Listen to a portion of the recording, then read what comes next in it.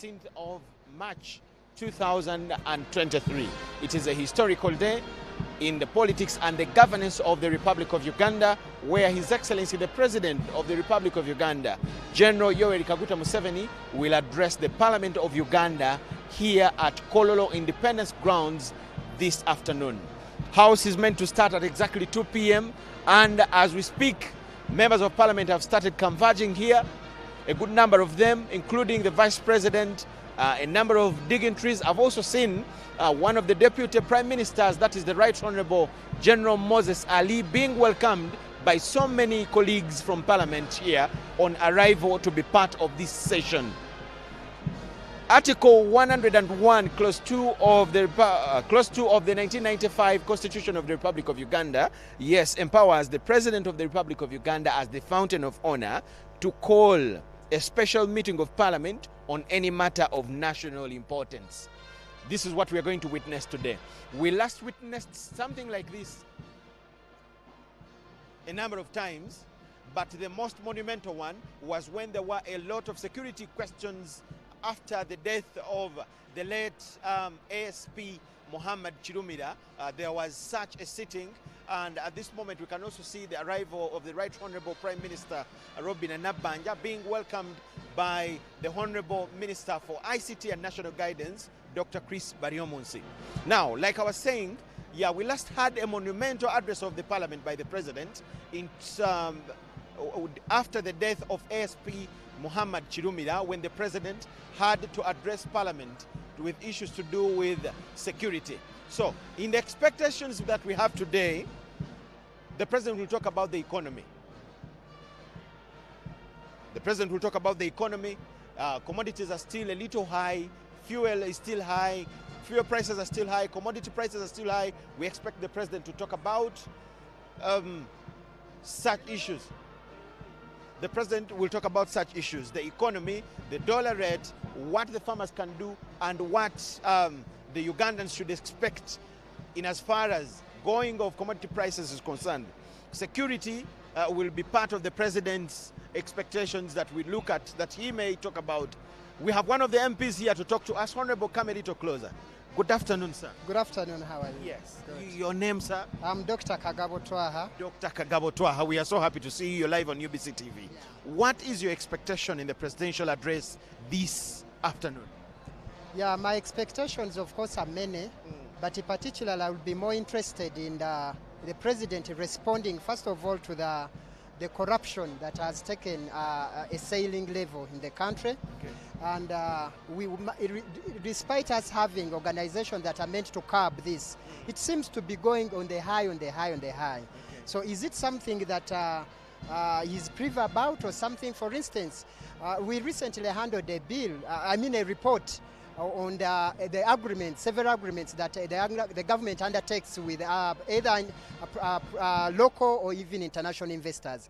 But all the time we find that in these agreements, there is no position for a Ugandan benefiting from from these agreements. Yes. So we wonder, and yet the President, when we have seen bills, we've made bills, and the President's machinery is by no doubt the best as far as scrutinizing bills. And at no time has the President repulsed a bill and Parliament objected to put it right.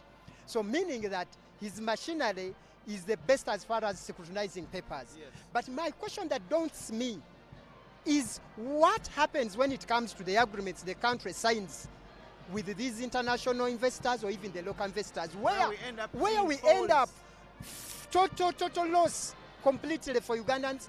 And actually, when you look at this agreement the country undertook with the Bujagali Electricity Limited and so on, a Ugandan totally lost money that had been already consolidated in the fund, and continued to put to a task to Ugandan to pay for high tariffs up to now. So that is one thing. Then two, of course, he has to respond to the arbitrary arrests that we've been talking about. I know this has been. So let him come up and give a better statement and a response to all that. The leader of opposition, the now new president, Robert Sentam Chagulanyi, and everybody in the country, the well-wisher, a patriotic person, has been crying for morning, evening about the arbitrary arrests, but they seem not to have a better response. There is a time I went on the floor of Parliament, and I even asked him, using his prerogative of mercy, because there are people who were arrested even during campaigns. Yes. Couldn't he use that prerogative of mercy to acquit most of these people? So some of those things are the ones that I feel my expectations. Okay, before I talk about corruption, as far as we had yesterday, we had a story that the opposition, especially the National Unity Platform, would not be here. Yes. Yes. How would we describe or look at you being here? Won't you be punished by the party? Over what? This is an ordinary sitting. Nobody has a right to cajole me from sitting this is a parliamentary sitting, like any other.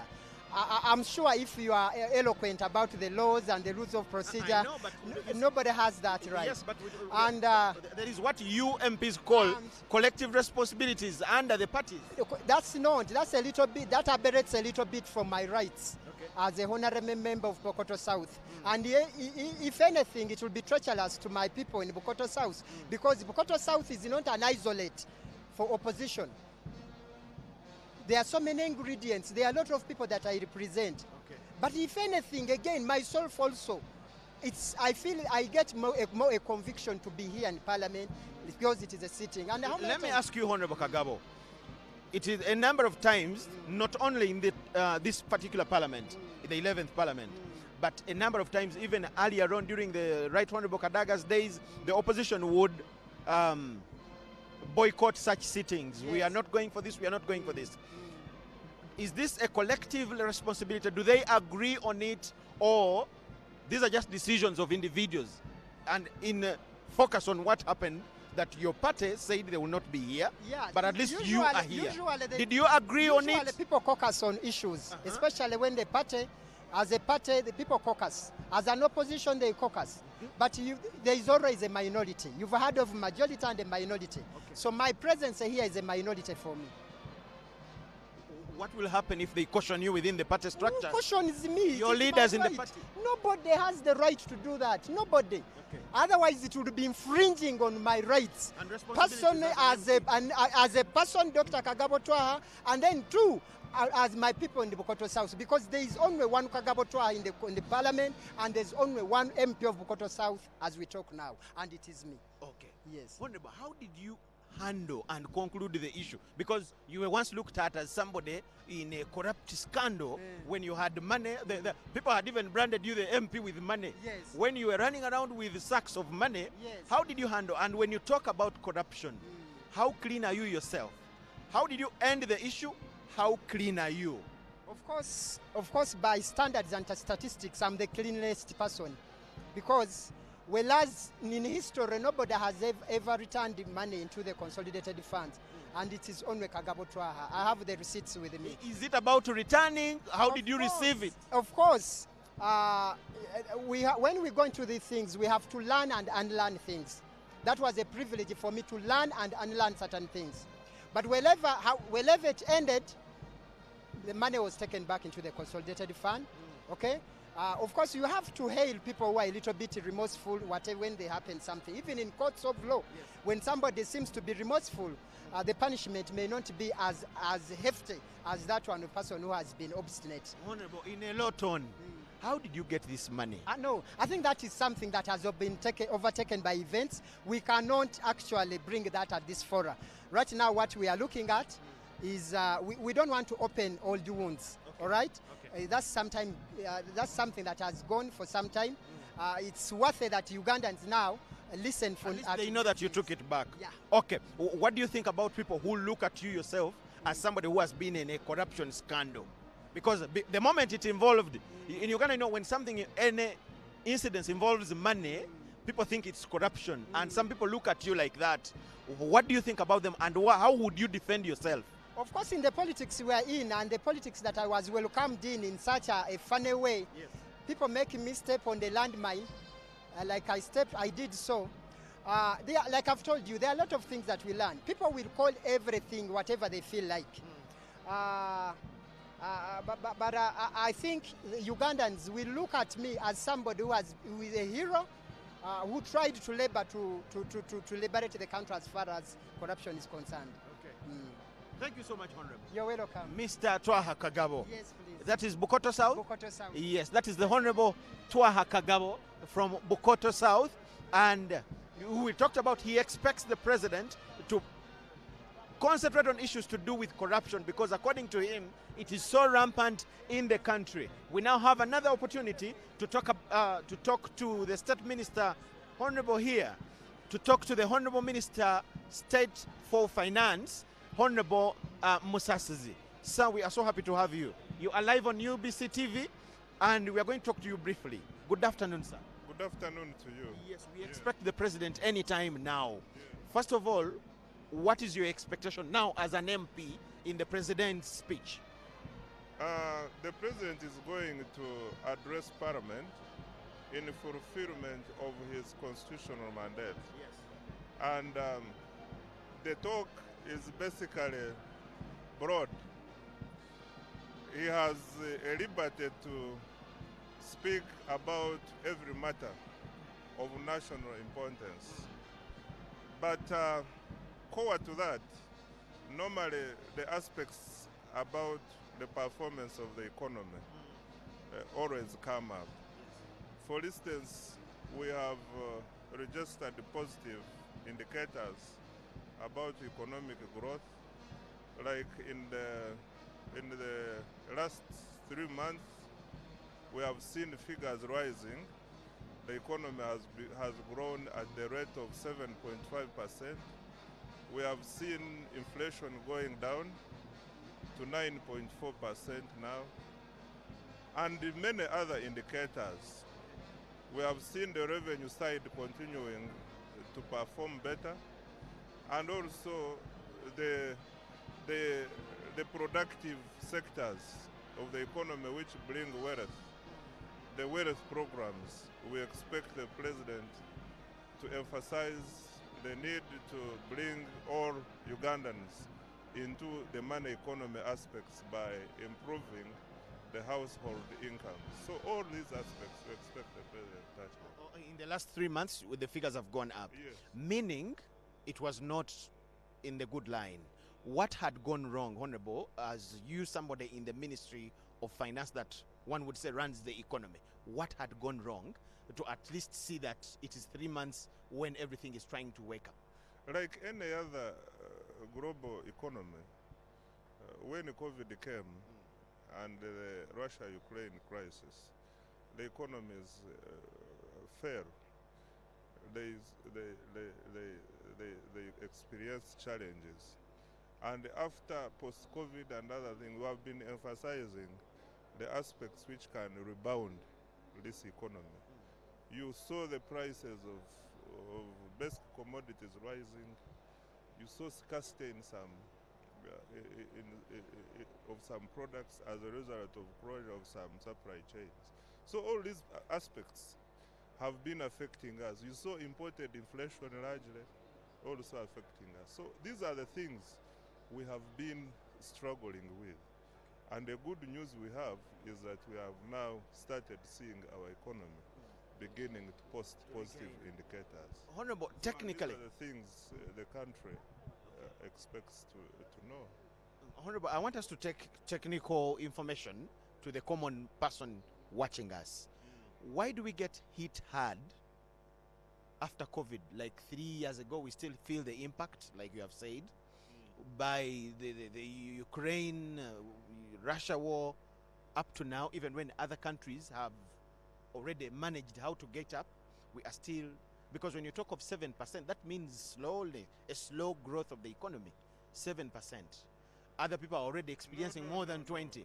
So why are we hit hard by what one would call far-fetched problems on the economy? No, in the financial year 2020-21, when COVID started, our growth slowed down to less than 3%. And in our planning frameworks, we have been projecting an economic growth rate of 5.3%. But now, here we are seeing positive indicators 7.5%. Meaning that if we could keep this trend, if this trend continues, we are likely to see our economy growing in double digits in the near future. And why? Is because of the emphasis on the productive sectors of the economy. So, and we expect the president to inform the country about these aspects which can sustain the economic growth which we are beginning to see. As the Ministry of Finance, what measures have you taken to reawaken the economy, and what are you continuously still doing to ensure that we get stable as a country? We have continued to emphasize investment in the key productive sectors of the economy: agriculture, manufacturing, services, and ICT. That is where much of our spending goes. We have continued to provide cheap capital, the wealth creation funds, the parish development model, Emyoga, and the funding under the UDB. These funds provide possibilities of our people accessing cheap credit. We have also emphasized investment in infrastructure, electricity, and many other things which facilitate this growth we are talking about.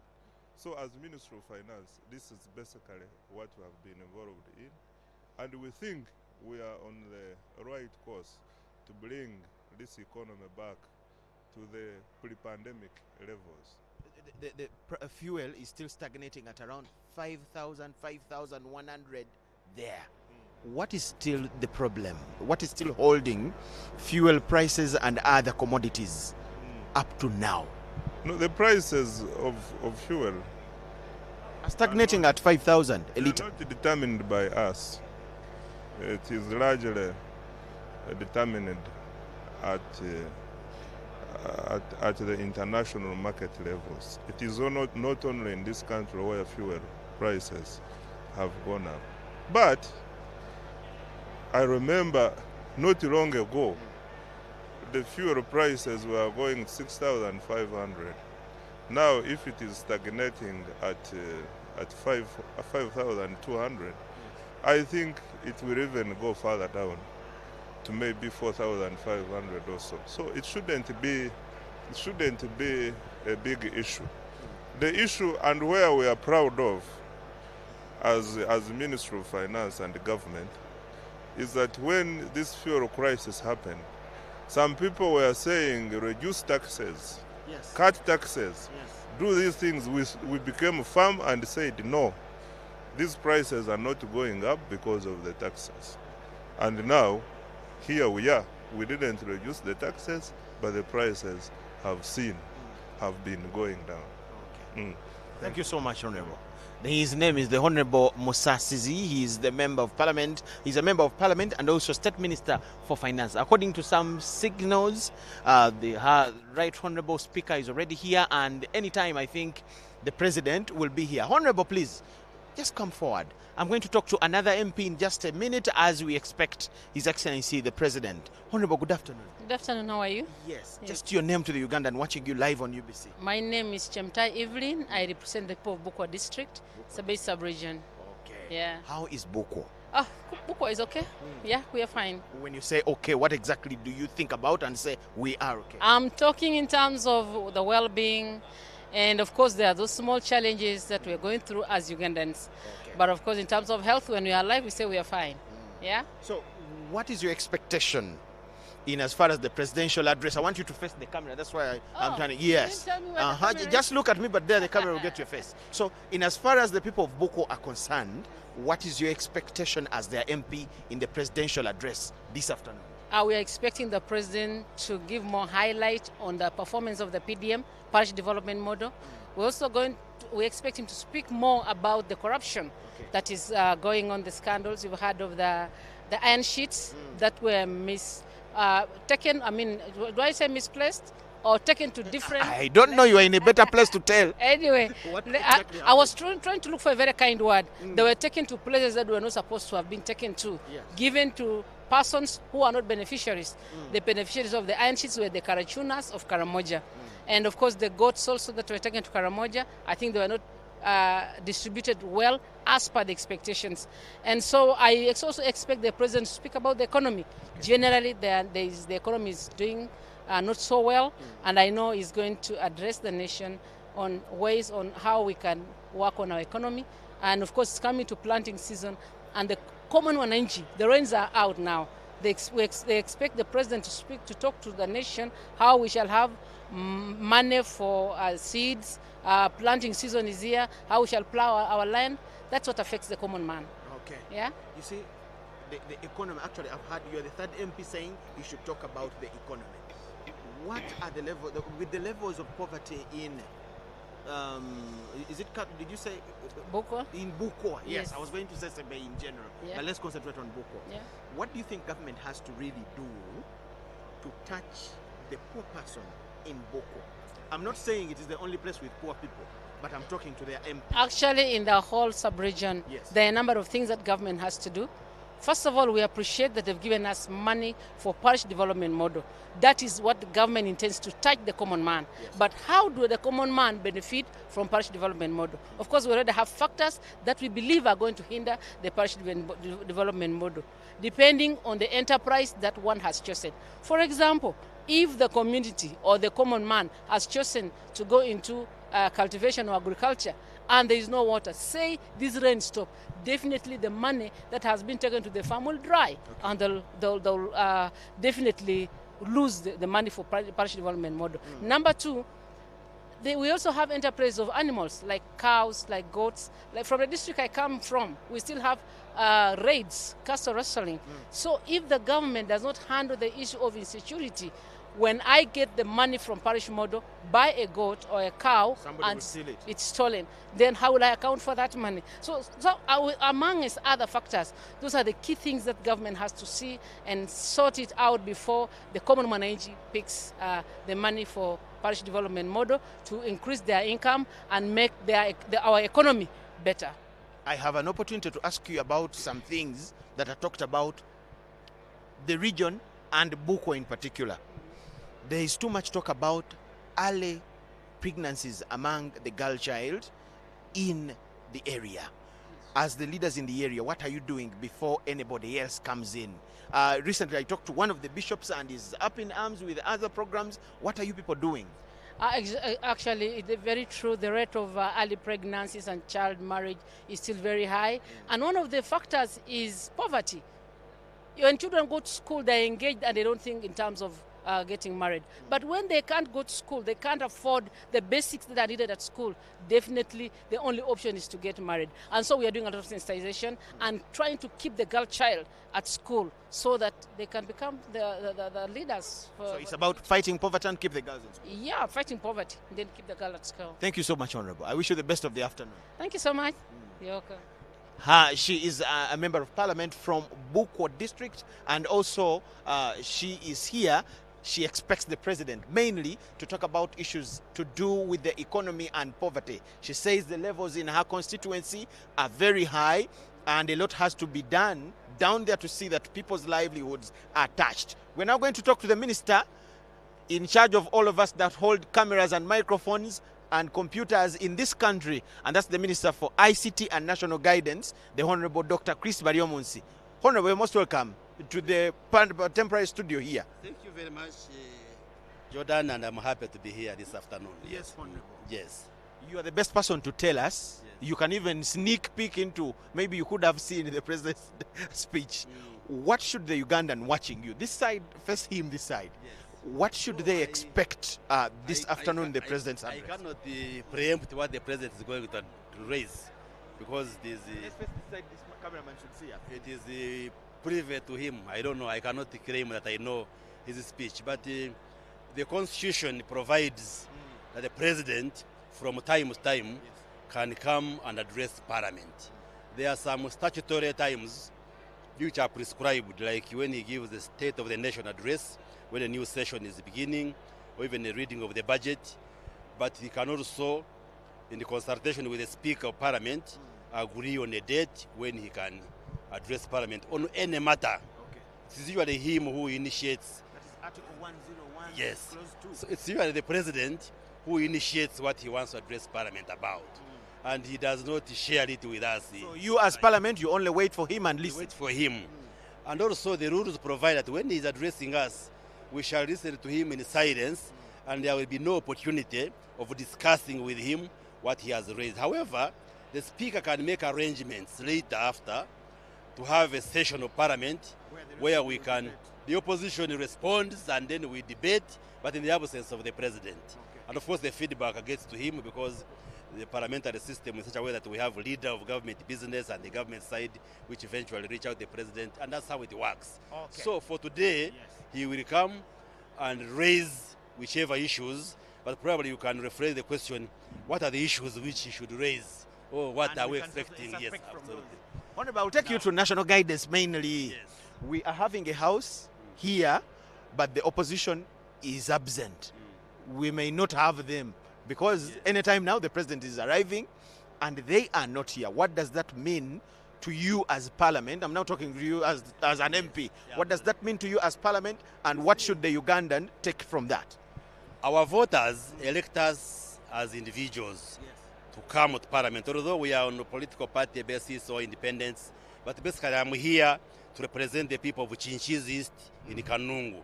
I can choose to sleep the whole week and I don't go to Parliament, or I be active in Parliament. So the decision, first of all, is individual, whether you want to represent your people in the Parliament or not. But if they have agreed as a group to boycott, first of all, our rules don't command someone to come to Parliament by force. You have seen Parliament, we are never full. For various reasons, members of Parliament are busy with many other things. So their absence does not in any way stop Parliament from proceeding. So with or without them, we shall proceed. Secondly, I don't know the points they are raising, why they are not coming, but I think they are just merely politicking. They just want to make news. As a journalist, let me tell you a few. And now, actually, before I even go into them, this is not the first time the opposition boycotts the president in Parliament. Yes, it is now known information. A number of times they have, in protest, mainly they say they have members who are incarcerated, who are in prisons. Others are still in prison. They say they have not been listened to. They want some reforms. They have mentioned a number of things. Why don't they be listened? Can they be listened to for the good of Parliament and the country and the nation? Where have they wanted to present their issues and somebody has refused to listen to them? Because we have a leader, we have a leader of opposition in the Parliament. Very active and actually very energetic, the Honorable Mpuga. He's always articulating their issues. When we present the ministerial policy statements, our rules provide for them to give alternative policies, which they do, and we debate and so forth. We have IPOD, where all the political parties which are represented in the Parliament, they meet. The secretaries general of the parties, the presidents meet there. Now, we have very many fora. So where have they been denied the chance to speak? Let me tell you, Honorable. Yes, me. Where they say there is this forum where the opposition in Uganda has been refused to speak. Where? Good. They had a press conference yesterday as the opposition, especially the National Unity Platform. And they said they have presented at the floor of Parliament to the Prime Minister lists of their people missing. But everybody just pretends as if they know nothing. Some people have been in prisons since 2021. And they have not been taken to court, they have not been listened to, and things like that. Very good. First of all, those who are in prison are there as individuals, because police arrests you on the basis of the crimes you have committed as an individual, not as a political party. There may be weaknesses in our court system where there is backlog and a few judges, but they will be handled through that one. Now on the issue of abductions, you see, the opposition in the, I don't know even whether we have opposition. We just have, let me not be harsh. The leader of opposition presented names of those he said they have been abducted. The executive side, led by the Right Honourable Prime Minister, undertook to study this petition and respond back through Parliament. The Right Honourable Deputy Speaker put an arrangement where the government side engaged with the opposition and the intelligence security. I was part of that government team. And we processed it, we went through it, we had discussions, I don't have to go into details. We prepared a report. The day when the Right Honourable Prime Minister was ready to present, and we had agreed in our meeting that on this day, let the Prime Minister give a report to the country through Parliament. It is the opposition which said they are not ready to receive and listen to the Prime Minister. So I think we should take this politics seriously. Maybe we are in politics for different reasons. Because for us as government and I as an individual, I think a person going missing is a very serious issue. Because tomorrow it can be you, it can be me, it can be my child. So for them, when they said these people are missing, we took it seriously. We called the police, we called the ISO, we called the CMI, we called all these intelligence services. We sat, say we must look for these people. And indeed, in the Prime Minister's report, government was able to track some of the people. You see why they are calling abductions? Many of them are the arrests that police makes. You see, you are not going to get any country where criminals or people suspected of committing a crime are not being arrested. But if the opposition wants to claim that every criminal in this country belongs to them, that is their business. Do you know why, for instance, they feared the report in Parliament? When we got a report from intelligence, some of the people they were saying are abducted comrades, that's the word they used, are the people who are part of a rebel group who have been suspected or confirmed. Just hold on. There are people who have been killing police officers. Ugandans out there know. In the last few months, there was a group which was attacking police posts, especially in Uganda here, and killing police officers. Police officers are also human beings. They have family, they have children. They were killed and buried and left orphans. So some of the people who appeared on the list are those who were killing police officers. And I put it... Suspected or confirmed? Suspected. But there is evidence. Police has evidence. And some of them have appeared in the court, they have been charged. But they are telling me that we wind up. You see, where the problem comes in. From this point, I put it to Honorable Mpuga in one of our meetings, that do you want to own these people whom we are calling comrades, who have been killing Ugandan police officers? Because police officers are also Ugandans. I don't remember the answer, it was not there. I suspect that's one of the reasons why they ran away from the report.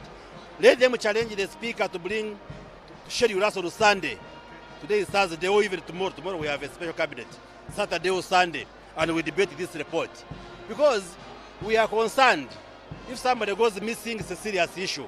Whether you are opposition or NRM, Ugandans must be protected wherever. But they are just using it for politicking to portray to the country and the world that people are being abducted, and therefore NRM government is bad, which is not correct. We can answer every issue the opposition is raising today in Uganda. Okay, Honorable. So the issue that they are not These guys, is these out. people are arrested and released without any sentence, without any what, without anything that confirms on many cases. There are so many precedents of people that get arrested with such suspicion, Yes, the law- and they are arrested. The law allows police to even arrest you in a preventive manner. If police thinks in the next 30 minutes you might commit a crime, police is allowed to arrest you to prevent it. That one can, but also they can arrest you and find the evidence maybe is weak and give you bond, and that's what happens. So if somebody has been arrested and released, you should be happy. At least nobody is arrested and killed. Honorable, thank you so much. Thank you very much. Yes. And so there is no reason whatsoever for the opposition to boycott Parliament, because they were elected to be in the Parliament, and they are merely politicking, but this is just being charlatans. They should Thank come you so much, here Honorable. and listen. The President Museveni, like him or not, is the president of Uganda. He's the one who elected. So as a member of Parliament, the Constitution commands you to listen to him. But I know they will be listening from TV and watching from TV, from Zoom. So it is just mere katemba of politics. Thank you so much. Which some of us don't want to be part of. Okay. His name is the Honorable Chris Bariomunsi. Doctor, he is the Minister. He's an MP for Kinkizi West in Parliament, and also the Minister for ICT, that is Information, Communication and Technologies, and National Guidance. At this very moment, the Speaker of Parliament is moving towards the main tent where she will take her official seat. She's welcoming the Vice President, Honorable Jessica Alupo, and the Right Honorable Prime Minister, Robin Nabanja, and she has now taken to the tent where she is meant to sit. The laws of Uganda allows the Speaker of Parliament to convene Parliament in any place that she deems convenient for the sitting, and that place, according to the law, will be Parliament. And at this very point, we now witness the arrival of His Excellency, the President of the Republic of Uganda, General Yoweri Kaguta Museveni, and the Speaker of Parliament has moved to go and welcome him. That is his convoy, making it to Kololo Independence Grounds. Yes. The main expectations, like I was listing, will be the economy, commodity prices, especially issues to do with the agricultural sector. It connects with the economy, definitely security-related issues. There will also be a lot to be discussed in the President's address. There must be something to do with corruption, it being a moment with issues to do with the NSSF scandals being investigated by Parliament, COSASE, especially. That is the Committee on Government Statutory Bodies. That is COSASE, a committee in Parliament. There is that issue. Then the iron sheets, like a number of MPs have mentioned here, it's going to be definitely part of what the President may talk about. His Excellency makes it to where he's arranged to sit, and he's flanked by Mrs. Janet Museveni, the First Lady, and also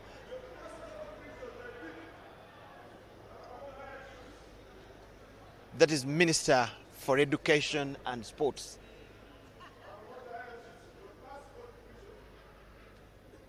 You are watching UBC TV, and we are coming to you live from Kololo Independence Grounds, where a parliamentary sitting is going to be held, and it will also have a presidential address to the Parliament of Uganda. The President has arrived. We shall get the anthems and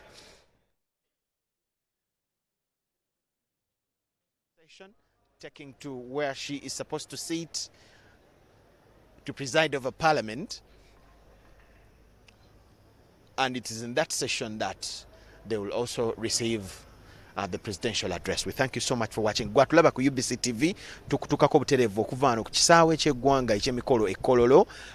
President w'eggwanga Yoweri Kaguta Museveni gyagenda okwogererako eri Parliament ensonga ezisuubirwa nnyingi omuli ebyenfuna by'eggwanga, enguzi, ebyobukuumi n'ebintu ebirala bingi nnyo. President amaze okutuuka ne Speaker waali, Vice President waali, ba MP bangi naye opposition teriiwo. Kale katugende mu maaso webale kutwegattako.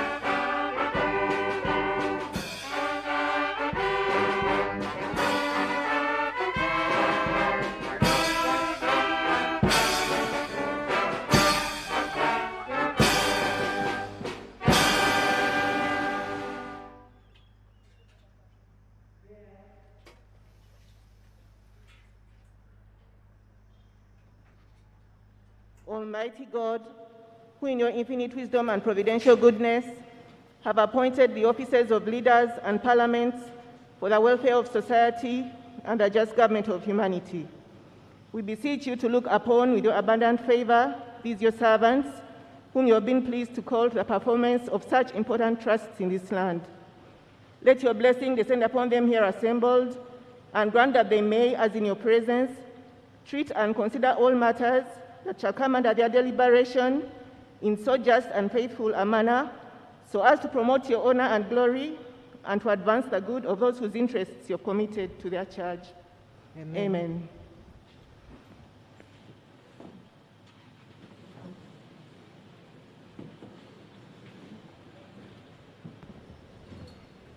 Proclamation by the Right Honorable Speaker of Parliament. Statutory Instrument 2023, number 2025, proclamation by the Right Honorable Speaker of Parliament on the Presidential Address on matters of national importance. Whereas under Article 1012 of the Constitution of the Republic of Uganda, His Excellency the President of the Republic of Uganda may, in consultation with the Speaker of Parliament, address the Parliament from time to time on any matter of national importance. Aware that His Excellency the President of the Republic of Uganda has, in accordance with Article 1012, indicated to the Speaker of Parliament his intention to address Parliament on matters of national importance on Thursday, 16th March 2022. Now, therefore, in accordance with the Rule 17.1 of the Rules of Procedure of Parliament, I hereby proclaim that Parliament shall sit at Kololo Ceremonial Ground on Thursday, 16th March 2023 at 14 hours to receive the address of His Excellency the President on the matters of national importance, and the Kololo ceremonial grounds to be the precincts of Parliament for the above-mentioned purpose, given under my hand at Parliament House, Kampala, this 16th day of March 2023, Anita Annette Among, Speaker of Parliament. Item number 4, communication from the Chair. Your Excellency, the President of the Republic of Uganda, General Yoweri Kaguta Museveni, the First Lady and Minister of Education and Sports, Mama Janet Museveni, Your Excellency, the Vice President, the Right Honorable Prime Minister, the Honorable Leader of Opposition, the Honorable Ministers, the Honorable Members of Parliament, I welcome you to this special sitting of the House, in which we are privileged to host His Excellency the President and receive his address. Article 1012 of the Constitution of the Republic of Uganda stipulates that the President may, in consultation with the Speaker, address Parliament from time to time on matters of national importance. His Excellency the President consulted me, and we agreed that he addresses the House on various matters of national importance. As such, today we are honored to welcome Your Excellency, the President of the Republic of Uganda, to Parliament of Uganda. You're most welcome. However, Mr. President, before I welcome you to address the members of Parliament, and by extension, the nation, permit me to bring to your attention some few matters. Your Excellency, since the last address of this House, during the State of Nation address and official opening of the second session of the 11th Parliament, that was on 7th June 2022, we have had 76 sittings of the House. During these sittings, we have passed 24 bills, administered 7 oaths, passed 31 resolutions, adopted 42 committee reports, and concluded 2 petitions. In terms of legislation, the 24 bills passed so far in the second session exceed the 23 passed in the first session. Yet we still have 3 months to end of the session, meaning this session is going to be one of our best sessions. Your Excellency, in the same breath, we've passed the following bills and we await for your assent as per Article 91(3) of the Constitution.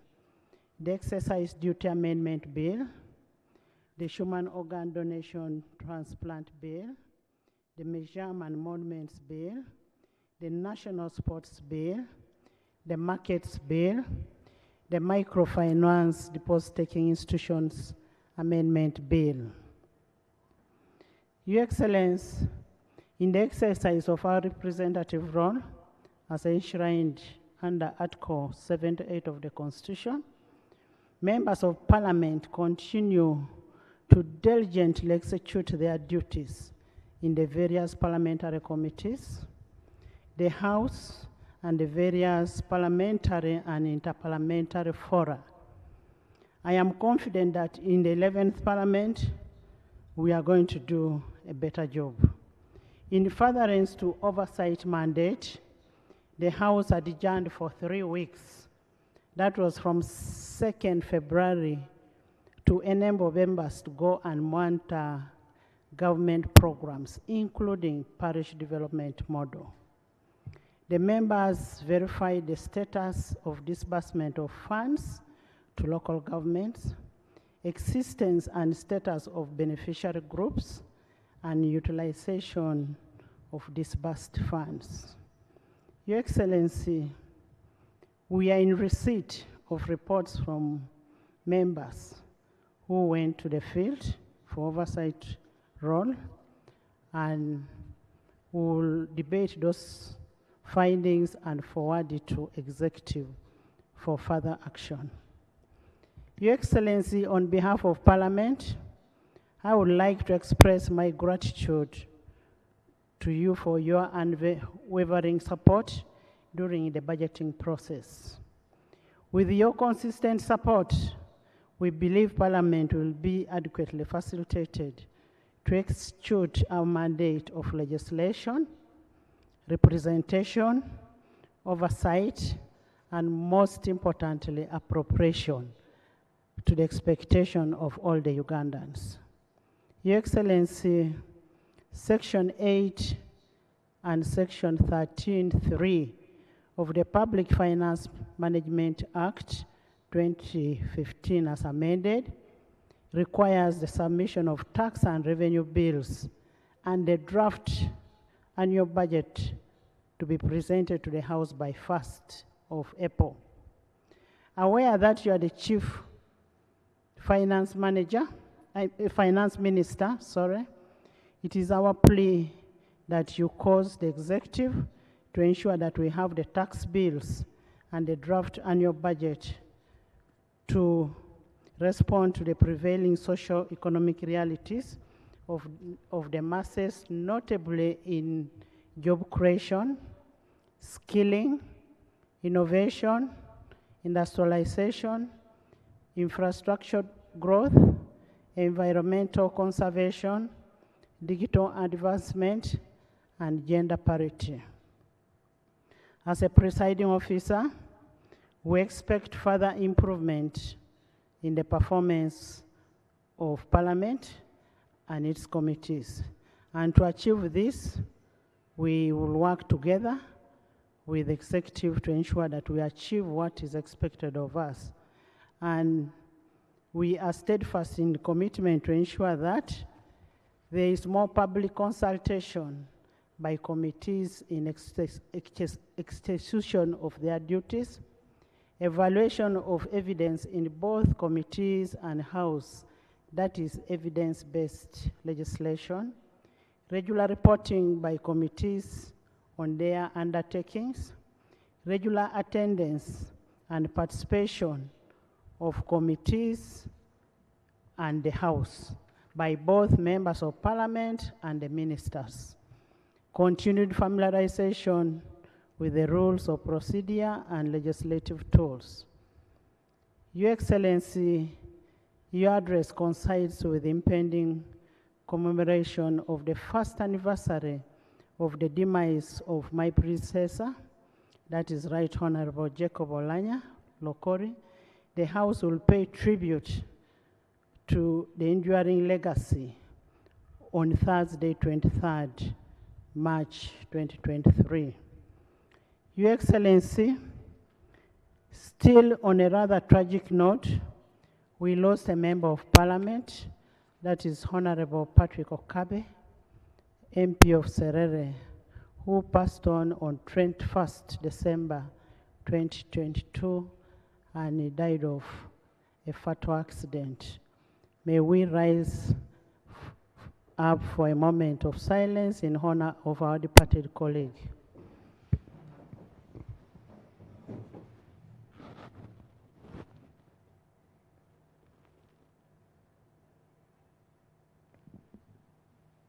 May his soul rest in eternal peace. Your Excellency and honorable members, in pursuit of interparliamentary relations and diplomacy, the Parliament of Uganda will host a plenary session of the Pan-African Parliament from 11th to 21st October 2023. And the Commonwealth Speakers and Presiding Officers Conference from 3rd to 6th January 2024.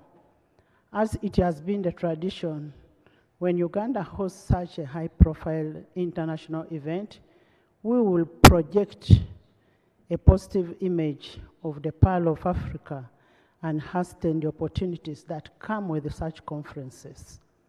Your Excellency, following your guidance on concerns on the threats of homosexuality, what they pose to our children and society, the 11th Parliament has embarked on strengthening the legal regime to erect the moral firewall to protect and conserve our cherished cultural values as people. The House awaits the second reading of the anti-sexual bill, which is currently before the Committee of Legal and Parliamentary Affairs. The 11th Parliament is cognizant of the importance of maintaining our moral values as a foundation of order, sustainable growth, and development. Your Excellency, we thank you for your unequivocal support to the 11th Parliament in execution of its mandate. Now, honorable members, I would like to remind you of Rule 10, Sub-Rule 4A of our Rules of Procedure that state that the President, while occupying the chair of the state, may take a presidential statement which shall be heard in silence and not followed by any comment or question.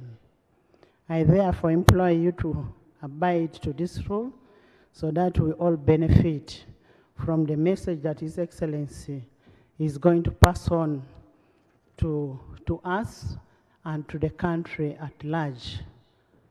Once more, I want to welcome you. And in the public gallery this afternoon, we have the Right Honorable Dr. Richard Trodong Awany, Secretary General of the National Resistance Movement, and Professor Ephraim Kamuntu, a Senior Presidential Advisor. They've come to observe the proceedings. You're most welcome.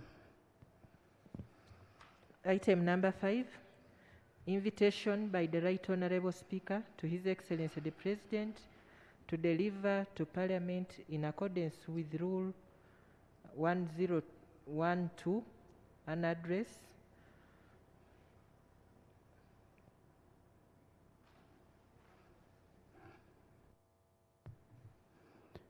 In accordance with the Article 102 not rule, Your Excellency, as I stated earlier on, your role here today is in fulfillment of the constitutional mandate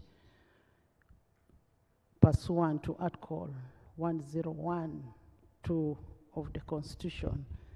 I now take the singular honor to invite you to address the House and the nation at large.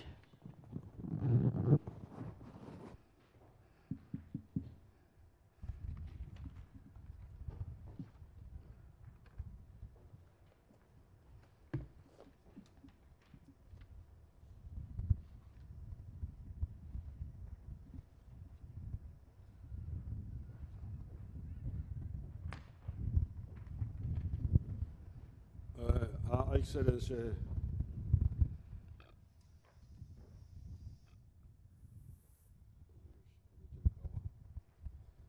Her Excellency the Vice President,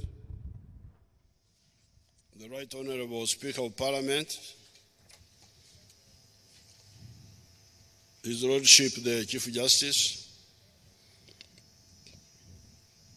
the Right Honorable Prime Minister, the Right Honorable Moses Chigongo, if he's here, the Right Honorable Secretary General of the NRM, other state and party leaders, ladies and gentlemen, I greet you all and congratulate you on account of going through the following calamities in the last 3 years, because we have been through so many calamities.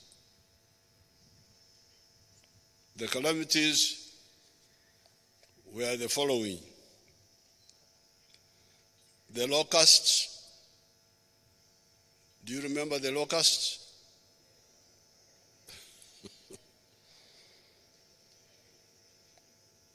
The landslides, the floating islands, the rising waters of the lake, the corona pandemic,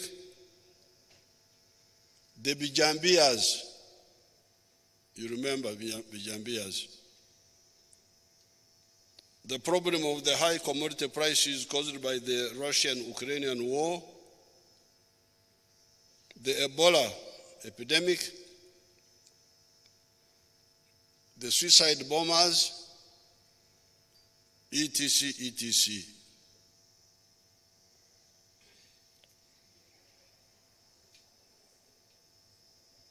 The NRM assured you that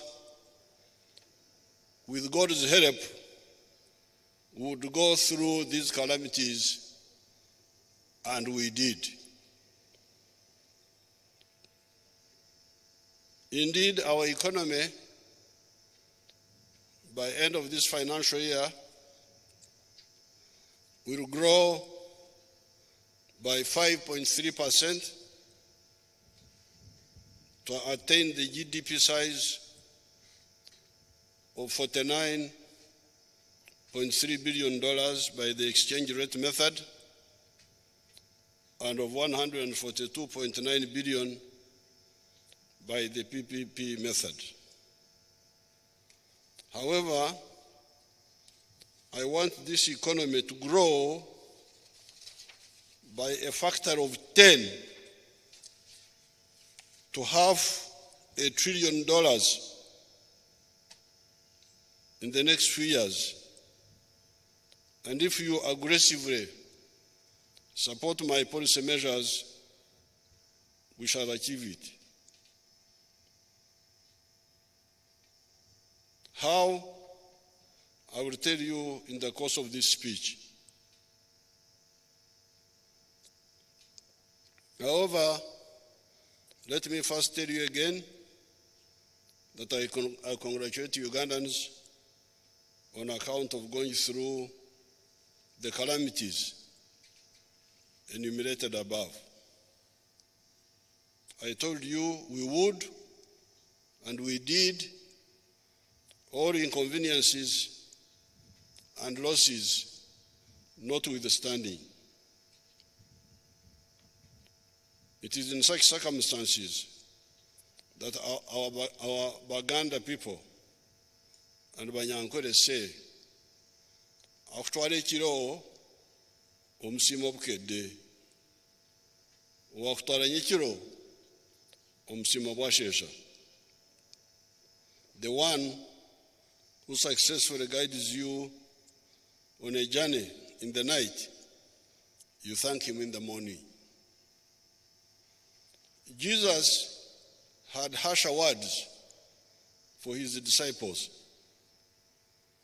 In the book of Mark, chapter 16, verse 14, he rebuked them for panicking in the storm when they were crossing the lake by saying, in quotes, "You people of little faith."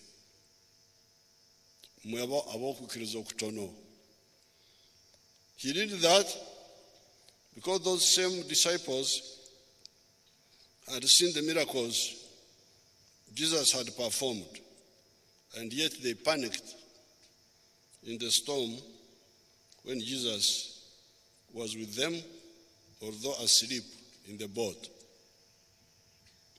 Although I do not want to compare the NRM with Jesus, there is no doubt that the NRM has, over the last 60 years, solved quite a number of historical problems.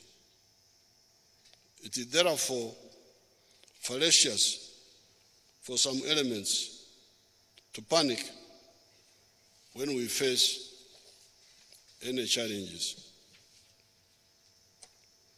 There are solutions to those challenges as long as we are patriotic, genuine, and not parasitic.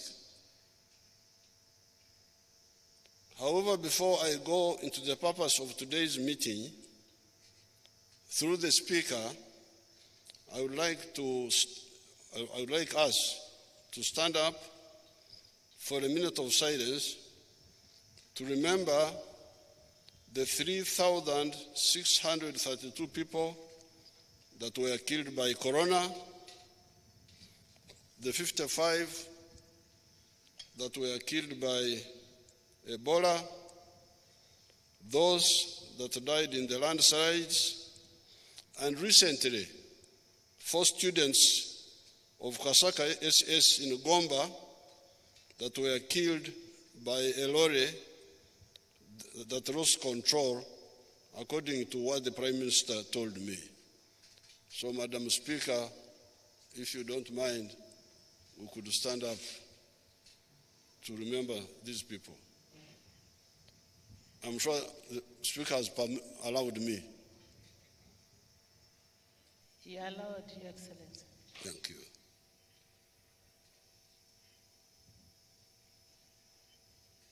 May their souls rest in eternal peace.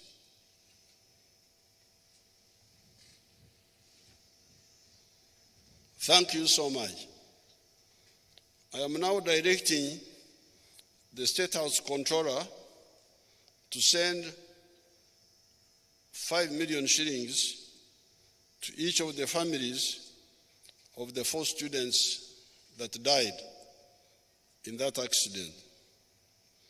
I'm also directing the State House Controller to give 1 million shillings each to the 14 students that are injured and are in Gombe Hospital. The Prime Minister and the Attorney General should get in touch with the families of the dead children and the injured to ensure that the truck owners compensate the victims and their families according to the law. Because they may not know, they may just know that they may not know that they are entitled to compensation. Our meeting today follows a telephone conversation I had with the Right Honourable Speaker over the phone on the issue of the Parish Development Model, PDM. As a consequence of that, I decided to again interact with you, the honourable members, on these issues.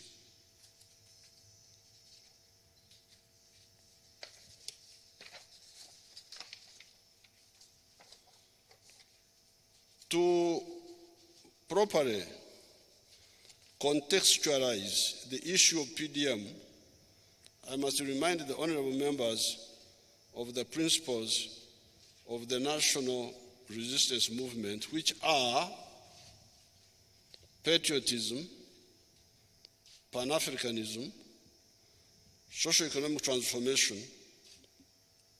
and democracy. PDM comes directly under principle number 3, socio-economic transformation, although it cannot thrive without the other 3, patriotism, Pan-Africanism, and democracy. I have pointed out before in many writings that society is like some of the insect species that go through a biological process known as metamorphosis, which has got a number of stages that start with an egg, caterpillar, pupa, and a mature butterfly, for instance. In the last 4.5 million years of human evolution, ever since man gained the Homo sapiens sapien form, the society he created has been metamorphosing. Karl Marx, by 1848, when he wrote the Communist Manifesto, pointed out that up to that point, society had gone through 5 social systems. These were the primitive communalism system, the slave state, feudalism, capitalism, and were then, that time of Karl Marx, entering the system of socialism and communism. Although some greedy and narrow-minded groups in the world completely dismissed this analysis, and indeed the communists made their own philosophical and strategy mistakes, there is no doubt that the method of class analysis of society is correct, and so is the phenomenon of social transformation.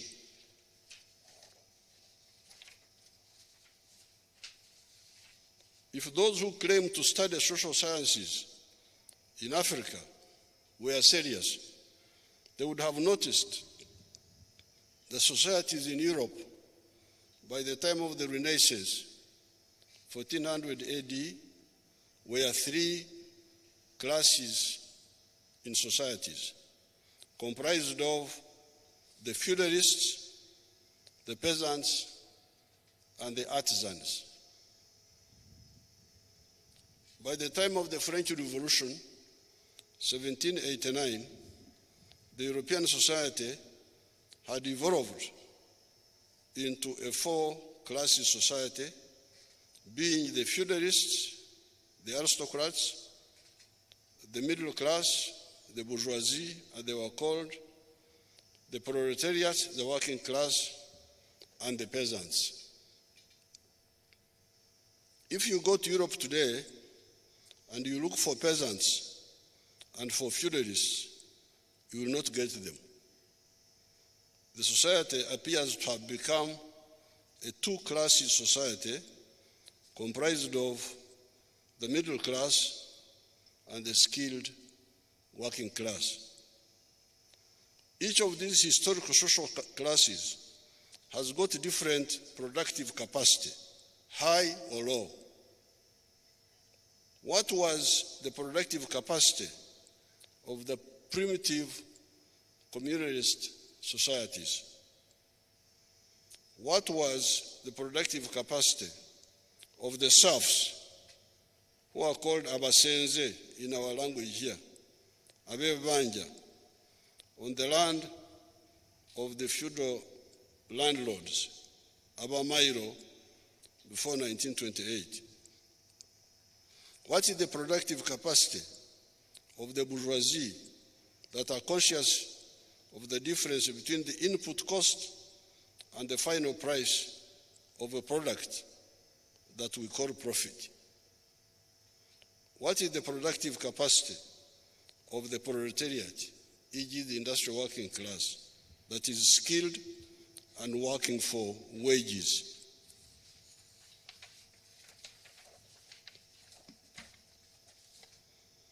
On account of some of the reasons that we do not have time to go into here, this social evolution, this social metamorphosis was faster in Europe than in Africa, Asia, or in the Americas.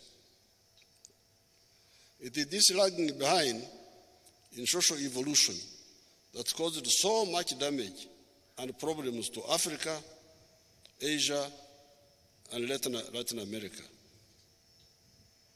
Indeed, by 1862, when Huntington Speke came to Uganda, our societies were three-class societies, comprised of the feudalists, abalangira, princes, and warlords as class number one. Number two, peasants, abakopi or commoners, and three, the artisans. By 1962, when Uganda got independence, the feudal class were not there any longer, or were much weakened by the colonial system, and the artisan class had either been eliminated or was greatly weakened. We don't have time to go into the details of all this, but I really suggest that you study these issues. It was only the peasantry that were still alive, but largely not involved in the new economy of money. By the census of 1969, as many as 96% of the homesteads were outside the money economy. Abakorera ekida kyonka, teach, may each keken, working only for the stomach. It is at this point that we came on the scene in the 1960s. Comparing with our school studies of what had happened in Europe and North America, we started wondering why there was no similar socio-economic transformation in Africa, starting with Uganda. We soon found out through analysis that indeed Uganda's society can change and can change through two routes. These are universal free education for all Ugandan children and all families joining the money economy. I'm glad the women came to Chiruhura district, and I was again able to show them how the pastoralists in that whole huge area of Isingiro, Kashari, Chiruhura, Kazo, Liantonde, parts of Rakai, Sembabure, Gomba, Chejegwa, parts of Mubende, what we call Kionga, Kibogara, like Dwaniro, Chenkwanzi, Ngoma Wachato, Bururi na Kasongora, Masindi etc. had partially underwent socio-economic transformation by stopping nomadism, adopting dairy farming for cash, and sending children to school at their cost. I want to discuss that partial success with the NRM caucus so that we harmonize our thinking. I want to call a special meeting of the NRM caucus, and we really discuss this, because I don't want to continue talking as if I'm begging people to come and cultivate my garden when I am telling Ugandan leaders to see how to rescue their people from poverty. It's not correct that we should go like this, as if I am begging people to do something for me, when we need to do this for our people. I call the success in the cultural corridor partial, because elements in the society still have irrational practices carried on from tradition that negate progress, what we call reactionary, reacting negatively vis-à-vis positive progress. These are the practices of fragmenting land on inheritance and depending on only nature to provide the pasture, yet it is more reliable if we grow the pasture. Once I had that partial success, by 1995, I went to the whole country and gave all and sundry the message of transformation. However, like the Jews, many people are either not bothered or are waiting for another Messiah, even when the message is clear and verifiable. Verifiable how? Visit the cattle corridor that used to be wilderness, Engando, country like Akesi, Hohai, which is now an area of some modern farms producing millions of liters of milk per day for the local markets and for export. The exports have hit US$106 million per year. Algeria is now going to also buy our powdered milk worth US dollars 150 million. If this area could transform, so could the others. In the manifesto of 1996, we put forward the 4 acres model of coffee, fruits, pasture for zero grazing dairy, food crop production, and pig and poultry in the backyard, and fish farming near the wetlands. This was the medicine for the smallholders. Those with bigger pieces of land were more flexible and could help the country grow and participate in producing products that needed large-scale production to make economic sense that the country needed, such as cotton, maize, sugarcane, ranching for beef, etc., etc. In terms of funding, the latter group would be supported by Uganda Development Bank. It is the 4 acres model group that I decided needed grants or soft loans direct from government. We started with the Ntandikwa, PMA, Plan for Modernization of Agriculture. These were all money put aside for this purpose. NADS,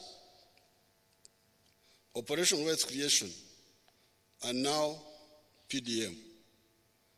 These efforts were for agriculture. With the non-agricultural or broad spectrum activities, we have put in place the following: the Women Fund, the Youth Fund, microfinance, and now recently, Emyoga. With all the pre-PDM funds, the modes were that government officials were the ones selecting the beneficiaries. Especially with operational wealth creation, it initially worked well. Indeed, the households in the non-money sector declined from 68% to 39%. This was most commendable. However, I started picking up complaints from the public of Begabera Boka. They only give to themselves. Balete Bifu, they supply us bad quality materials. Baleta Biabusere, they bring overpriced items. That is when I decided that the UPDF must get out of this effort, because the image of the wider force was going to be ruined by the mistakes of these fellows who were in Operation Wealth Creation, who had lost their straightforwardness. Moreover, it is the ultimate aim of the NRM that the stakeholders, the beneficiaries of these projects, must manage their affairs. That was the debate we had in the cabinet. When people were saying, no, we should continue with the army, I said, no. These people must learn how to manage their affairs. They are not children. We can help them to manage their affairs. Hence, the need for the stakeholders, farmers, artisans, to form the circles in the parish or at the constituency for the Myoga. This is the correct ultimate solution. I've started touring and inspecting the 18 zones of Uganda. The 18 zones of Uganda are Masaka, Mengo, what they used to call Mengo, the districts of Mukono, Ruero, and all that, Pigi, Muvende, Ankole, Kijezi, Toro, Bunyoro, Busoga, Bukedi, Teso, Sebei, Karamoja, Lango, Acholi, West Nile, and Madi. I started with Acholi between the 23rd and the 24th of February 2023. Straight away, the Wananchi told me of the parasites that were like flies swarming around the PDM and the Myogamani. I will decisively follow up the attempted stealing of the PDM and the Myogamani in Acholi, and if they tampered with the money, they will pay for that treachery. They will be an example to the rest of the potential flies.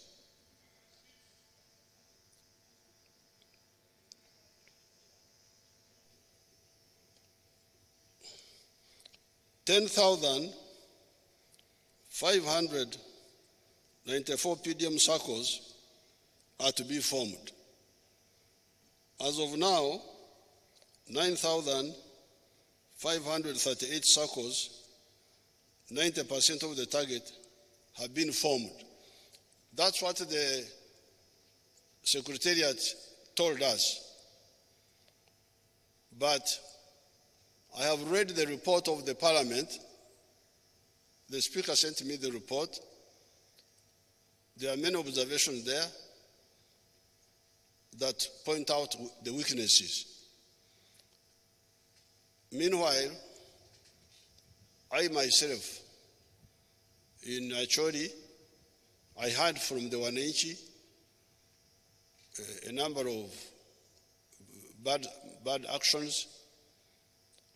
There is this group in the town, one of the wards, where somebody called commercial officer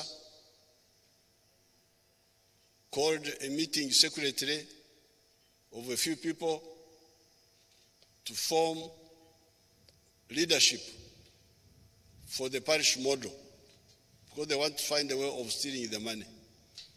They didn't involve the whole parish. They didn't involve.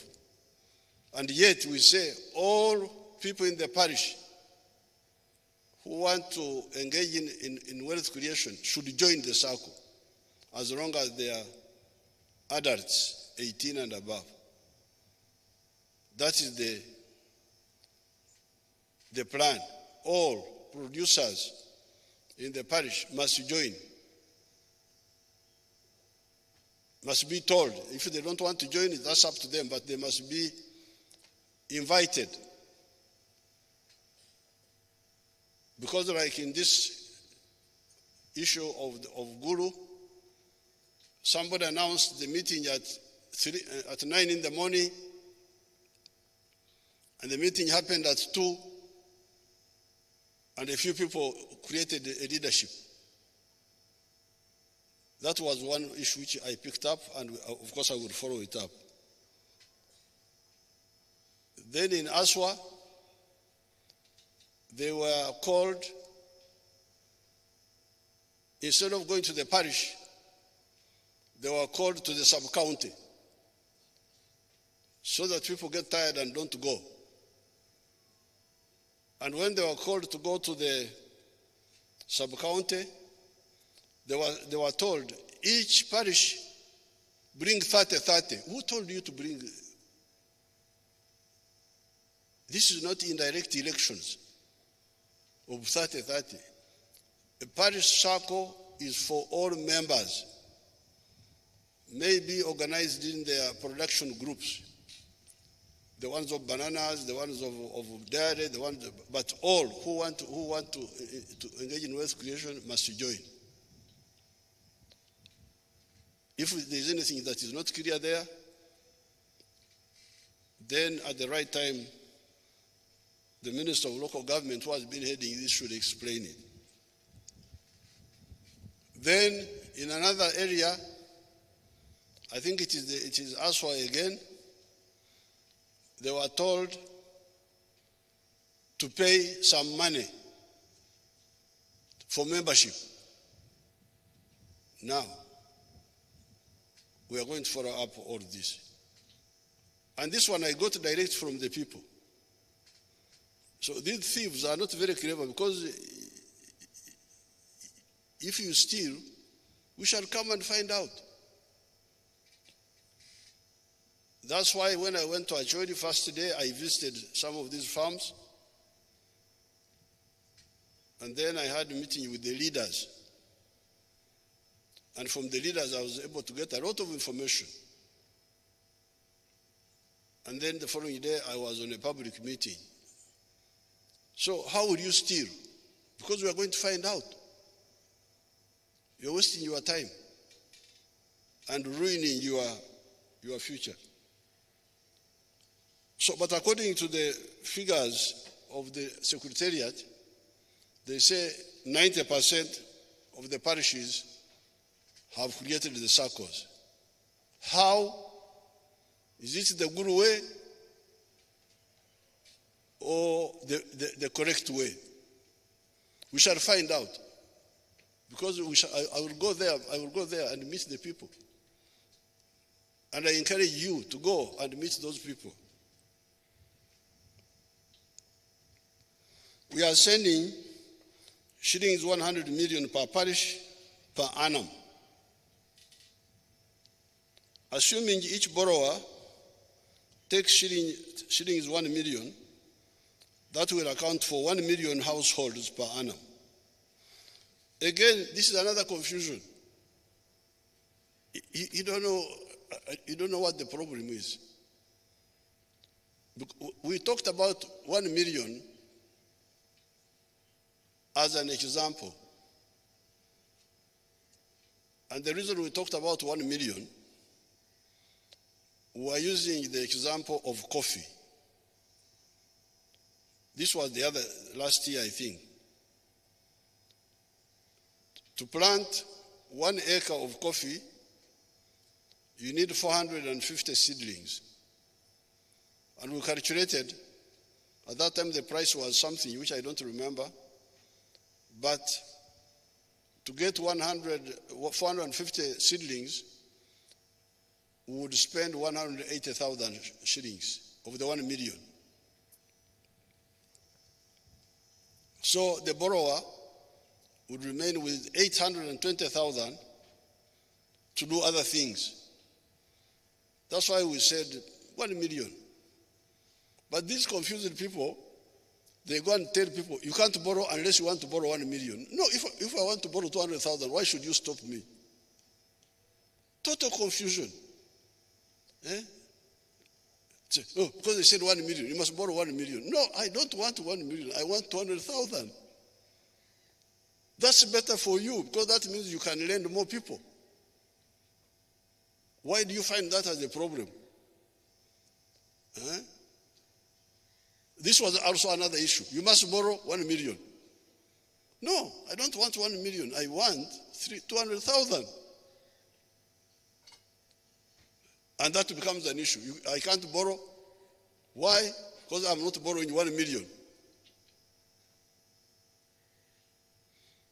Then another group came and said, want to borrow more than 1 million. That we said, no. We cannot manage to. You can borrow 1 million here, you go and add on other money somewhere else. That was our answer, because some people wanted more money. And we said, if you want more money than that, then you are too big for our PDM. Go to UDB. You qualify for UDB. But here, We can only give you 1 million and you go and top up somewhere else. The SACCOs that have been ready have been given shilling 25 million each. This money has been sent.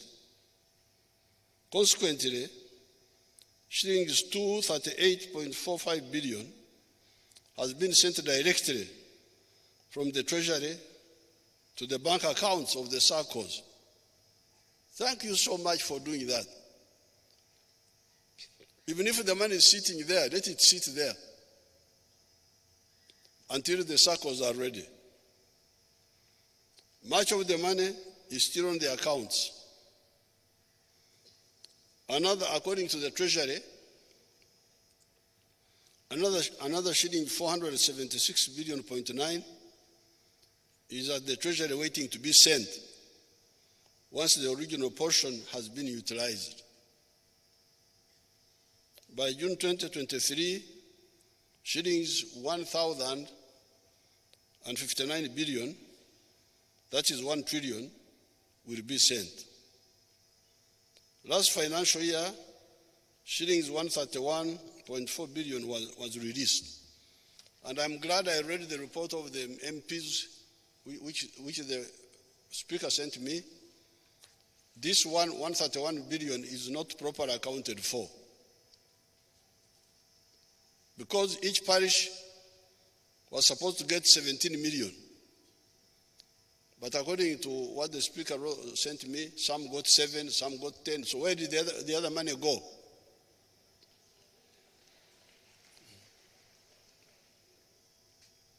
But don't worry. Uganda is here. We shall get you. Don't worry. I don't know why you people worry. That's why you develop blood pressure. The money was sent. Pesa tie kwene. Gente tie kwene.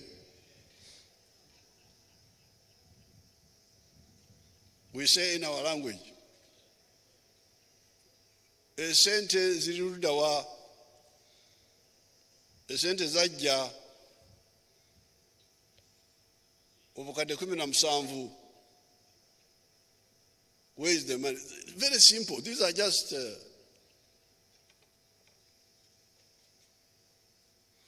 I'm very proud that the NRM has promised and sent the money. Those who eat that money is toxic. They will get problems from it. With the Myoga, shillings 100 billion has been sent each year. Hence, 200 billion in the last 2 financial years.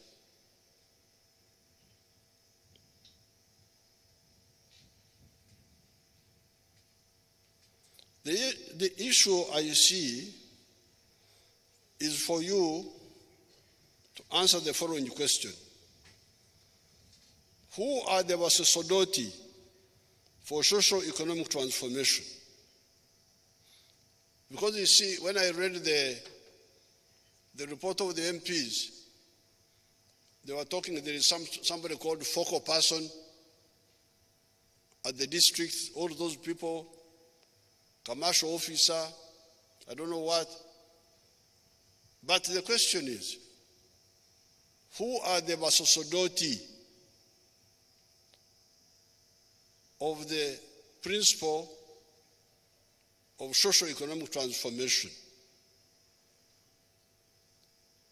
Bani awakiririza socio-economic transformation. Who are those who believe and who should push?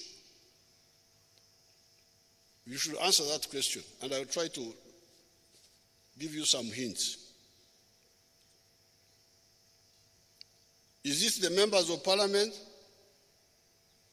the LC5 chairperson, etc., or is this the chief administrative officer the commercial officer, etc.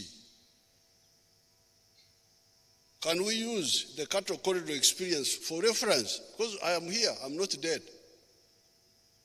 I am here. If I was dead, you would say there was the late so and so. No.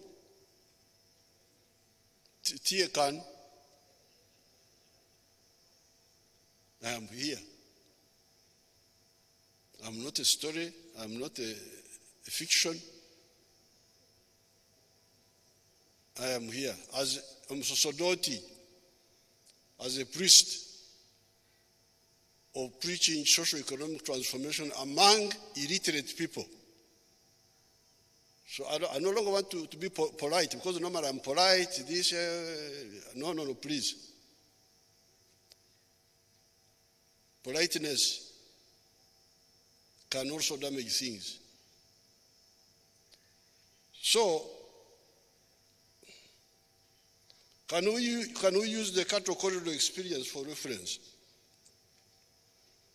Who authored and preached the gospel of socio-economic transformation in the cattle corridor?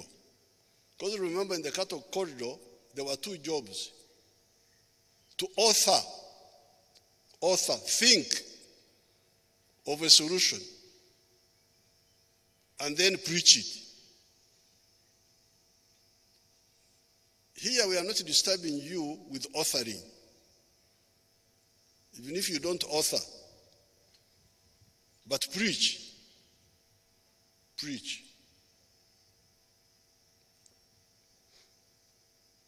Who authored and preached the gospel of socio-economic transformation in the cattle corridor? Was this the district commissioner? Because the districts were there. District commissioner, the Saza chiefs, the Gombora chief. No, it was people of conviction, of mission, that authored and preached the gospel, Injili, of socio-economic transformation. They were not paid, they had no appointment, but they wanted their parents and people to get the Mushana, Ekitangara, the light of knowledge of socio-economic transformation, so that they become prosperous. Similarly with PDM and the Myoga, it must be the political people that must be the Masosodoti of the Injili of socio-economic transformation, because they are the ones that volunteered to be elected for leadership. Because you volunteered, you say, I want to lead you. Now, if you volunteered and you are lucky to be elected, now do it now. Lead. Lutera. Now, instead of leading of Lutera, some people try to do Yitieyo. Yitieyo, the carrying. What is it carrying on your head? Yeyo. Yeah? Whatever it is.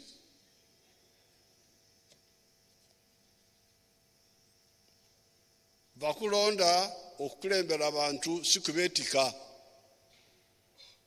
You are elected to lead people, not to carry them.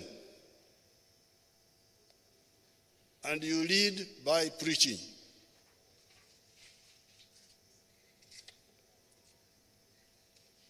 And don't tell me about money, because I'm here. I led people without money. I'm here.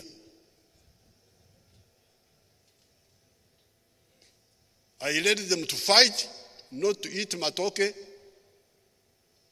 I said, let's go and fight and die, but for a good cause. And they listened to me. Leading is not money. Don't bring up issues of money.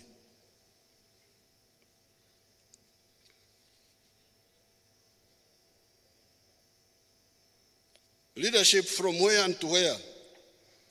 Leadership from tradition in poverty to prosperity.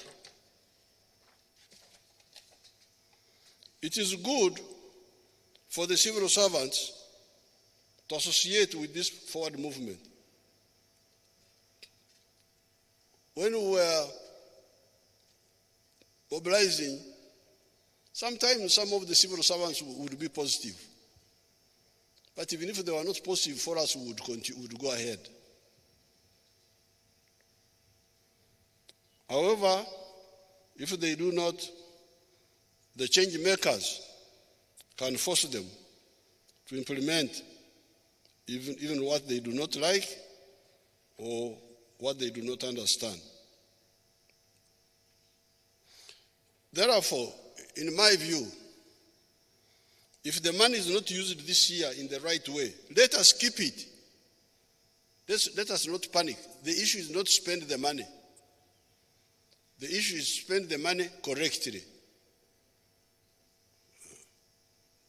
If they are not ready, let's keep it. Let's keep it. Not divert it, keep it.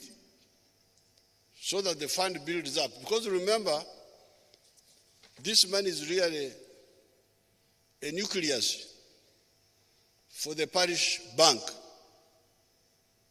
This year, we are bringing 100 million. Next year, another 100 million. Next year, about another, in 4 years, 400 million. And if they want, members of the circle, once they are convinced, they can start saving and adding on, so that it becomes a big bank for them. So don't talk of taking it back. No. Keep it aside until they are ready to use it. Because once they learn how to use it, even you as leaders, you will have less problems. Because you will be able to tell them that there is your money there. You go and use your money. Because the money is there.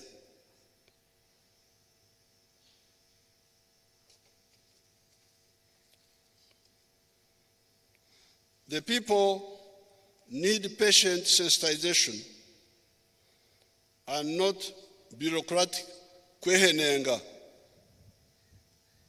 Kwehenenga, you remember the story in the Bible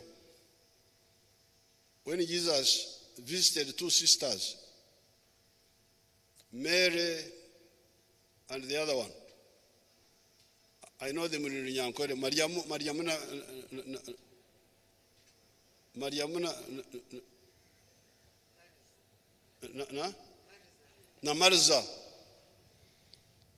Mariamuna Marza. The other one was Okwehenenga. Busy cooking, dishing, what. Mariam was sitting, listening to the word of Jesus. And Jesus said, this one is blessed. Because she has been here listening to the message. This one has been just cooking, washing plates, running up and down, but no value addition. When you are cooking and washing plates, what value addition are you adding on? But Mariam was adding value to herself by listening to the message of Jesus. It is in the Bible. I'm not the one who wrote it. So we don't want these people who are running up and down doing nothing. No. Let's take time and convince these people.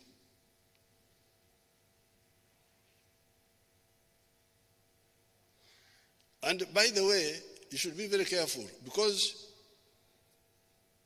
some years I went to Kasese, to Mobuku irrigation scheme. I found there a man called Mudusu. I think he must be still there, growing mangoes. And he said, I did this when I heard your speech, my speech, on the radio.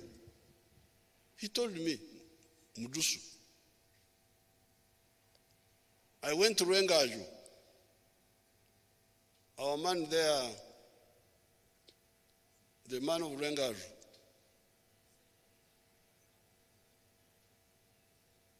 He told me, we heard what you are saying.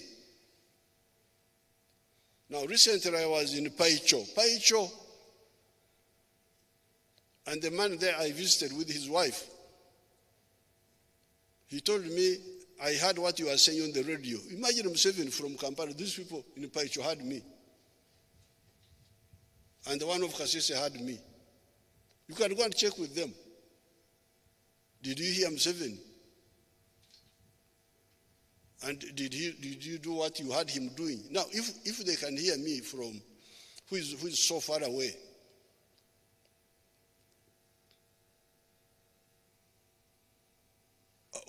how about people who are near? So we are the ones to cause socio-economic transformation. This is principle number 3 of the NRM principles. Socio-economic transformation.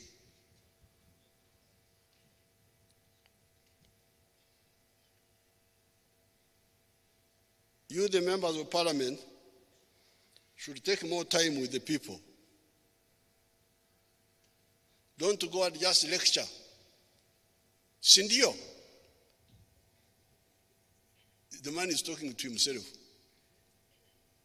Siwekitio. No. Talk and let them also talk to you. And then you see what is, try to discern what is holding them back.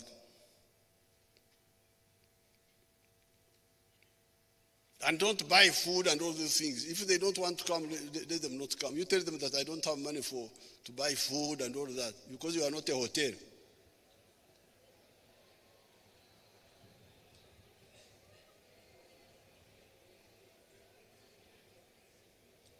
They are laughing at me. They think I'm an idiot.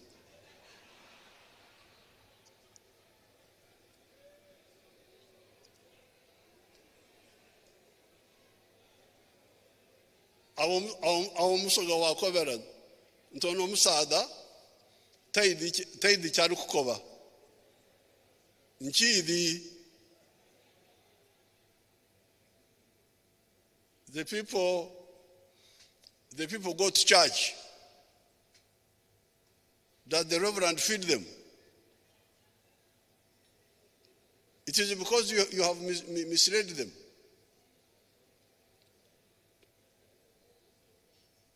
In the United States, because I hear many people like United States, if you want to be president in the United States, you declare, you say, I want to be president, and this is what I want to do. And then people who believe in what you are saying fund you. They contribute. If they don't bring enough funds, you leave it. You say, I have not got enough funders. These are the democracies you admire. But here, you have turned it upside down, and it's not correct.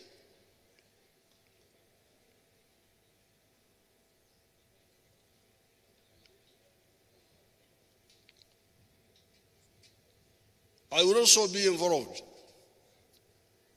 because I am going to tour all the zones. I will be touring 2 zones per month.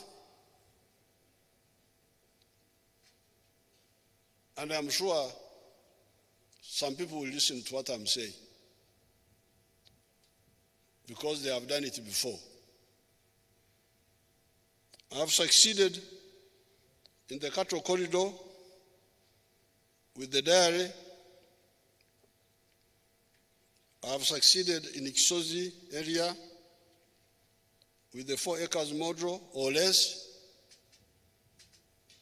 We have succeeded in Rwengaju, Nyakana. Nyakana is our active person there. We have succeeded there. We have succeeded in Masaka. Masaka, there is a little bit of some progress with coffee. Even Ibanda, there was some progress with coffee. In Karangara with palm oil. In Ubundubujo with cocoa and coffee and vanilla, although vanilla is very erratic.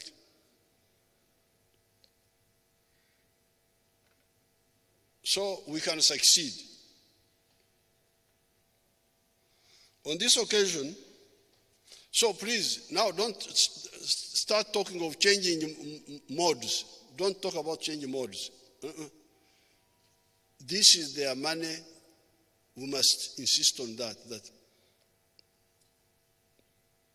mudukanye ekibiina kyamwe kya SACCO operate. Now somebody wrote to me about the Boli Chups. Boli Chups are the groups in the Acholi area, local village-based saving groups, which are good. But Boli Chups, because you see our Polish PDM is to link our people with the national market, the East African market, the African market, and the international market. Because in that way, you anchor them. They are producing what is demanded on a big scale. Now with the Boli Chup, they do what they want. Sometimes they do Marukwang, they do Kwete. They are making money in their small way, but this is not what we are talking about.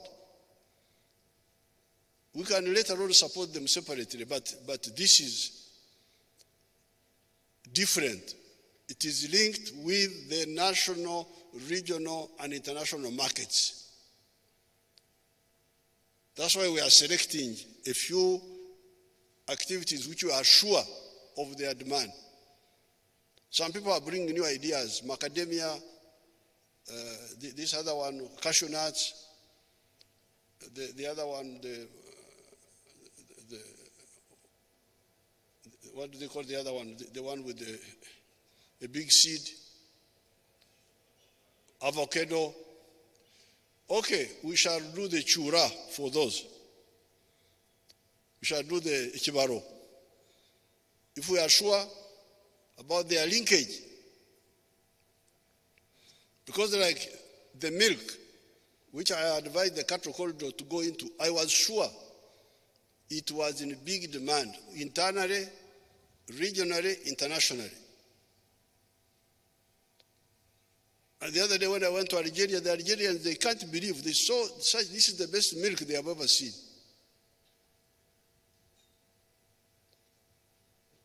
According to what, because they sent a group here to go on, they took samples, took to their lab. So there's no way this milk will okudiba. If we had problems with our neighbors who are not to do that, then there is the bigger market far away. Even Nigeria is buying a lot of milk. And we're selling milk to Syria, to also all those countries. So the PDM is first of all how to make money, good money on a small area in a product or products that have got a national, regional, and sometimes international demand. So don't mix it up with the Boli Chup, with the Tuezike, with what? In Ankole they have got what they call Mwezike. You bury yourselves. Now, for the barrios, that's a different operation. So please, stop okumagamaga, looking this way, that way. No. This is the final position. PDM must work. The Myoga must work. The Kumagamaga looking this way, please. Because now, because in the past they were blaming NADS. Aba NADS, Bega Viraboka. Okay, we brought army. Now the army, Bega Viraboka. Okay, if you Bega Viraboka, now you do it yourselves. Here is the money. It is low interest money. It is yours. Here is the money. And next year, I'll bring more money. Now, I watched some TV groups, some of these youth on some of the stages. We hear about PDM, but we don't see it. You go and look for it.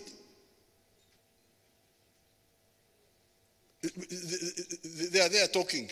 We hear about PDM, but we don't see it. Yes, it is your fault. You have heard that you are Mugabo. Because this is a Mugabo for these people. Your share is at the parish. Go there and check.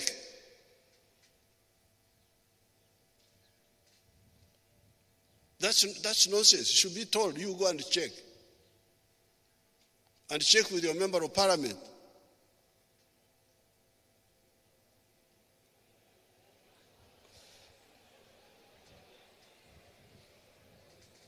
Of course, the member of parliament is father. The parish is in Yara. But the member of parliament is to fight for you in case there is a problem. Not to get money from him. I am going to come here and we discuss the issue of donation. That donation, the culture of donation is very dangerous.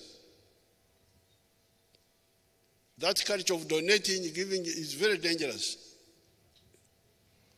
We shall get time for that. On this occasion, I have not talked about the sectors of wealth creation. The other sectors of wealth creation. These are industries, services, and ICT. We shall have time for that. The only point is simply to state that the PDM will deal with commercial agriculture by producing raw materials. It is not to forget raw materials from minerals, from forest products, from fisheries. By adding value to these raw materials, the value of the product goes up by a factor of more than 10 or more. Take coffee, for instance. The Coffee Consortium of Uganda has again reaffirmed what we knew in the bush. A kilogram of bean coffee gives us US dollars 2.5. A kilogram of roasted and ground coffee gives us $50. To get a kilogram of roasted and ground coffee, you need 2.5 kilograms of bean coffee. So imagine, here we are getting $2 per kilo for coffee, but when they grind, a kilo of ground coffee is $50. And to get a kilo of roasted coffee and ground, you need 2.5 of the other one. So you can say that for what we get 2.5, somebody gets something like $20.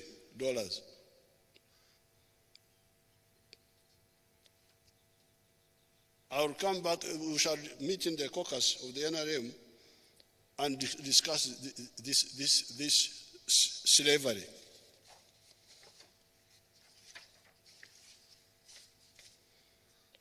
What is true of coffee is true of all the other raw materials in varying degrees, whether they are agricultural, minerals, forests, or freshwater resources.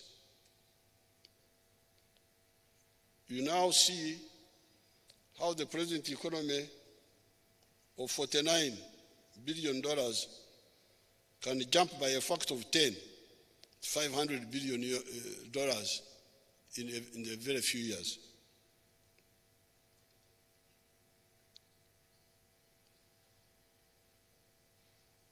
Therefore, today, I didn't want to touch many things. I simply wanted to reaffirm our stand on the PDM and on the Myoga. Don't worry. Anybody who messes up, we shall mess him up also. And we shall educate our people until they understand. And politically, even those who are looking for politics, this is very good, because now the money is there. Yes, some people are confusing our people, but that confusion will be sorted out. Let's maintain the course. On the issue of homosexuals, ebitingwa, ebisiyagi, we shall get time and discuss the matter thoroughly. The homosexuals are deviations from normal.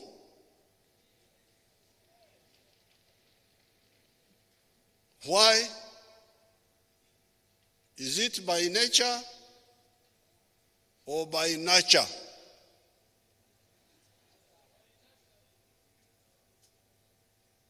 We need to answer those questions. This deviant, is he deviant by nature or by nurture? We need a medical opinion on that.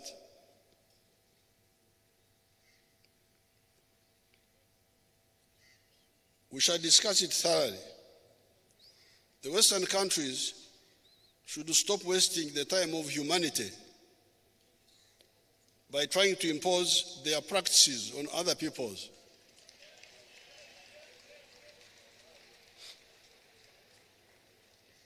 Europeans and other groups marry cousins and near relatives. Here, to marry within the clan is taboo, zero. Should we impose sanctions on them for marrying relatives? So we should put sanctions on people who are marrying their cousins in other parts of the world. This is not our job. If they are marrying their cousins, that's their problem.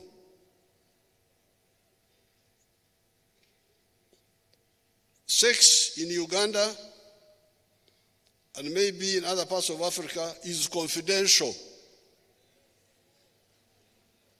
Even heterosexuality, even the heterosexuals, they do it confidentially.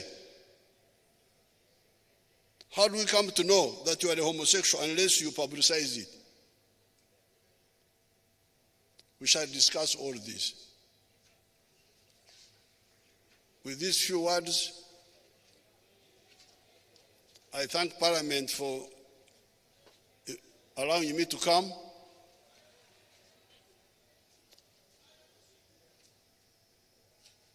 And say a few words to you. If there are some other issues, convey them confidentially so that I can understand them well.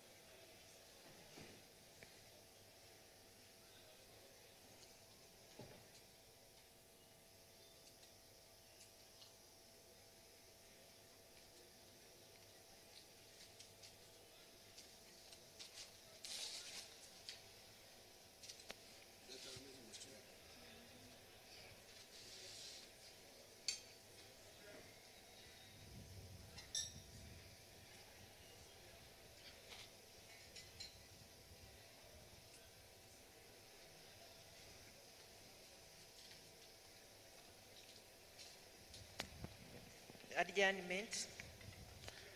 Honorable members of Parliament, I want to thank you for listening to His Excellency the President of the Republic of Uganda.